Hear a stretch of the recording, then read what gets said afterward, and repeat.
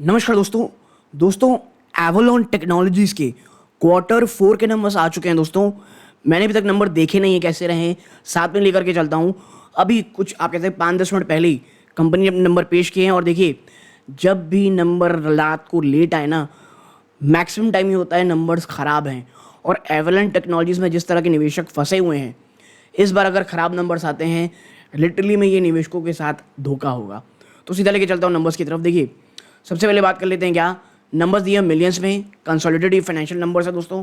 ठीक है, अब चलते हैं नंबर्स की तरफ। सबसे पहले रेवेन्यू फ्रॉम ऑपरेशंस मिलियन में तो 216.8 करोड़ रुपए, जो एक साल पहले 271 करोड़ रुपीस था। This is a huge fall. ठीक है, रेवेन्यू फ्रॉम ऑपरेशन में बड़ी गिरावट है। एक क्वार्टर पहले ये 214 करोड़ थे, तो फ्लैट नंबर्स रहे हैं। अदर इनकम आप देखोगे 2.8 है, जो एक साल पहले 3.8 करोड़ थे। आप इन दोनों को जोड़ लें तो टोटल इनकम जो निकल के आएगी दोस्तों वो है 219.6 करोड़, जो एक साल पहले 275.7 करोड़ रुपीस थी। ठीक है, अब बात कर लेते हैं क्या खर्चों की। क्या खर्चों ने स्थिति संभाला या बिगाड़ा है। Cost of raw material consume आप देखोगे 135.5 करोड़ है, जो एक साल पहले 173 करोड़ था। भाई साहब, आपका जब धंधा बढ़ा है ना, धंधा यहाँ ज़्यादा हुआ था तो कॉस्ट ऑफ मटेरियल ज़्यादा ही होगी।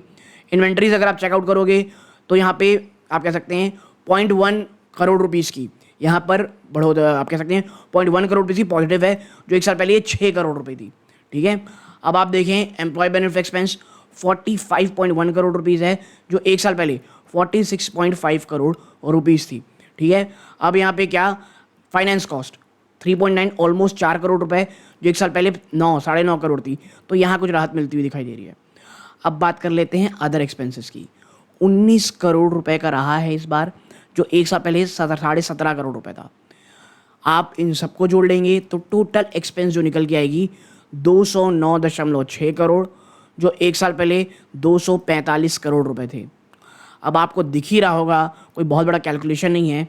प्रॉफिट बिफोर टैक्स आया है 9.9 करोड़ रुपए मात्र, यानी ऑलमोस्ट 10 करोड़ रुपए का आपको यहाँ पे प्रॉफिट बिफोर टैक्स हुआ है, जो एक साल पहले 30 करोड़ रुपए था, पिछले क्वार्टर में 9 करोड़ रुपए था। ठीक है, क्वार्टर में अगर कोई ये कहता है कि भाई बढ़ोतरी हुई है, तो मुझे समझ में नहीं आ रहा वो क्या चाह रहा है। ये एक बहुत ही ख़राब नंबर दोस्तों, एक बहुत ही ख़राब नंबर ऑफ सेट्स है दोस्तों।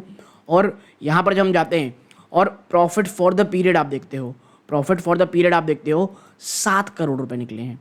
लिटरली में मात्र 7 करोड़ रुपए, जो एक साल पहले 22.7 करोड़ रुपीज़ यहाँ पे शो कर रहा है दोस्तों।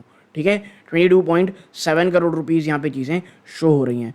अब अगर हम आगे चलें, आप पाएंगे कि कंपनी का अगर हम देखें कि भाई कंपनी का EPS क्या है, तो देखिए कंपनी की EPS में हम नीचे चलते हैं। EPS आप देखोगे जहाँ पर एक साल पहले आप देखेंगे 3.82 रुपीज़ है। ठीक है, वो घट करके मात्र 1 रुपये 5 पैसे में आ गई है। आप अगर मुझसे कह रहे हो कि आपकी जो स्टॉक की पी लगभग मेरे ख्याल से 75 के आसपास कर रही है ट्रेड, जहाँ तक मुझे याद आ रहा है, I am not sure about it.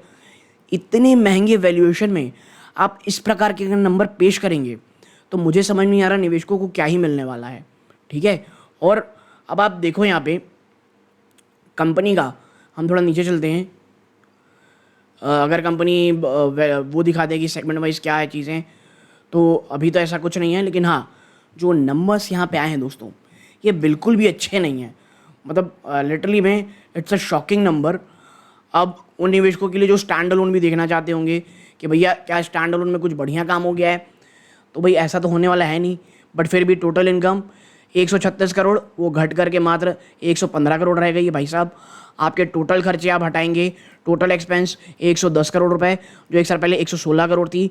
आपकी profit before tax PBT 4.8 crore है, जो एक साल पहले 19.9 ऑलमोस्ट 20 करोड़ थी। ये तो मतलब मुझे ये समझ नहीं आ रहा दोस्तों कि ये किस प्रकार के नंबर कंपनी ने पेश कर दिए हैं। ठीक है, आपकी EPS 2 रुपये 44 पैसे थी, वो घट करके 56 पैसा 56 पैसे की आपकी EPS है। और अगर हम ऊपर चलते हैं, क्या कंपनी ने कुछ और चीज़ें कही हैं, तो हाँ भाई, कंपनी ने कुछ कहा है कि ESOP की एक्सरसाइज की बात कही जा रही है। अब इसके में दोस्तों किसी और दिन हर एक चीज़ में आराम से चर्चा करेंगे।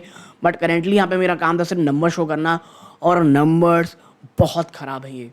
ठीक है, नंबर्स बहुत ज़्यादा ख़राब हैं। अब देखना ये होगा कि इन नंबर्स को बाज़ार किस तरह ट्रीट करता है। ठीक है, कंपनी का अगर आप देखोगे तो 52 वीक लो से थोड़ा बहुत ऊपर जा चुका है, बट ये नंबर्स बिल्कुल भी अच्छे नहीं हैं दोस्तों। ठीक है, तो यहाँ तक जुड़े रहे, इस बात का बहुत बहुत धन्यवाद। आपको क्या लगता है नंबर्स को लेकर के मुझे बताइएगा। ये सूर्यकांत है, जय हिंद।